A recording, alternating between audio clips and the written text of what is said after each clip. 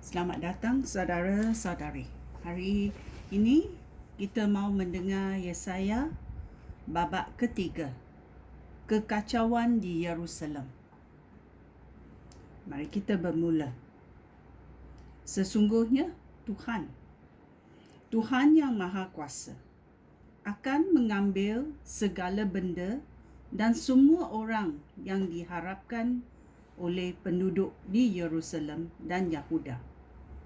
Dia akan mengambil makanan dan minuman mereka.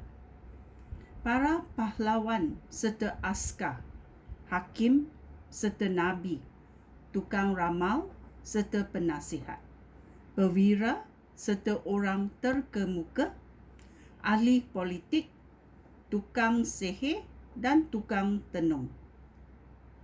Tuhan akan membiarkan rakyat dipimpin oleh anak-anak lelaki yang tidak matang.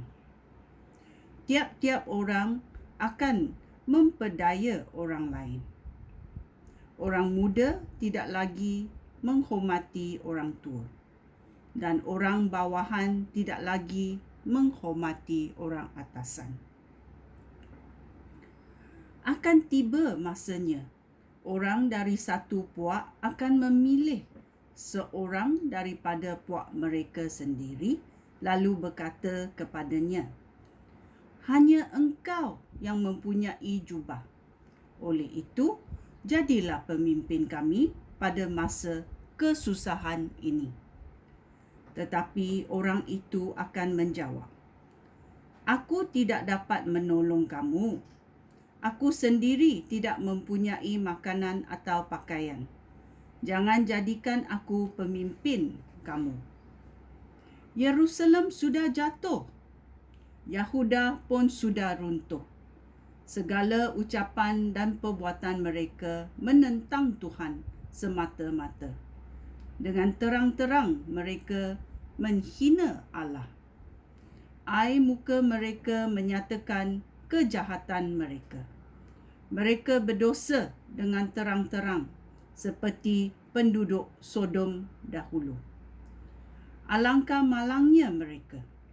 Mereka mendatangkan bencana itu kepada diri mereka sendiri. Ayat 10. Tuhan berfirman, "Orang yang taat kepada aku akan bahagia dan selamat. Mereka akan menikmati hasil usaha mereka. Tetapi malanglah orang yang jahat. Mereka akan diperlakukan sebagaimana mereka telah memperlakukan orang lain." Pemberi pinjam wang menindas umat aku dan menipu mereka. Hai umat aku, pemimpin kamu menyesatkan kamu sehingga kamu tidak tahu akan jalan yang harus kamu ikut. Tuhan mengadili umatnya. Ayat 13. Tuhan sudah bersedia untuk mengemukakan perkaranya.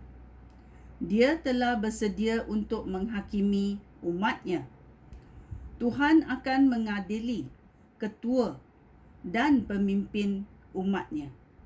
Inilah tuduhannya terhadap mereka.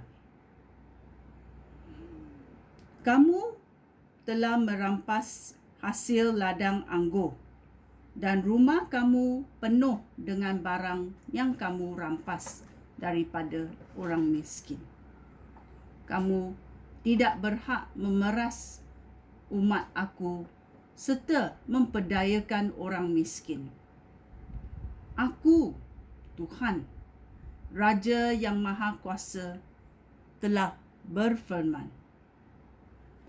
Amaran kepada wanita di Yerusalem. Ayat 16. Tuhan berfirman, "Sombong betul wanita Yerusalem. Mereka suka bergaya, sentiasa bermain mata, dan langkah mereka dibuat-buat sehingga gelang kaki bergemencing. Tetapi aku akan menghukum mereka. Aku akan mencukur rambut mereka sehingga mereka botak. Harinya akan tiba apabila Tuhan mengambil segala barang perhiasan yang dibanggakan oleh wanita Yerusalem. Hiasan rambut, gelang kaki, kalung, gelang tangan, kain tudung, hiasan kepala, azimat yang dipakai pada lengan dan pinggang, cincin serta anting-anting hidung, pakaian pesta, baju gaun, jubah, beg tangan, baju nipis, sapu tangan linen, ikat kepala dan selendang panjang. Sekarang mereka memakai minyak wangi, tetapi kelak mereka akan berbau busuk. Tali pinggang mereka yang halus akan diganti dengan tali yang kasar. Kepala mereka yang berambut cantik akan menjadi botak. Pakaian mereka yang elok-elok akan diganti dengan kain buruk. Kecantikan mereka akan diganti dengan keburukan yang memalukan. Kaum lelaki di kota itu, bahkan yang paling perkasa, akan terbunuh dalam peperangan. Di pintu gerbang kota, orang akan berkabung dan meratap, dan kota itu akan menjadi seperti wanita yang ditelanjangi, yang duduk di tanah.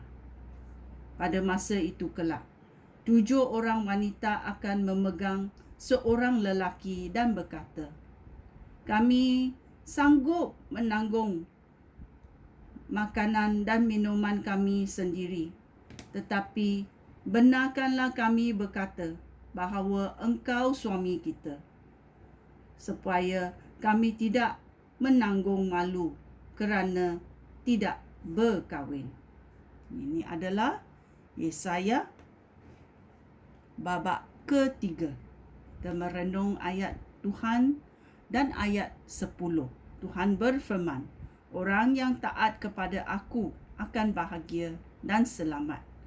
Mereka akan menikmati hasil usaha mereka." Ya, mari kita berbuat apa yang taat kepada Tuhan. Okey, sekian, terima kasih. Shalom.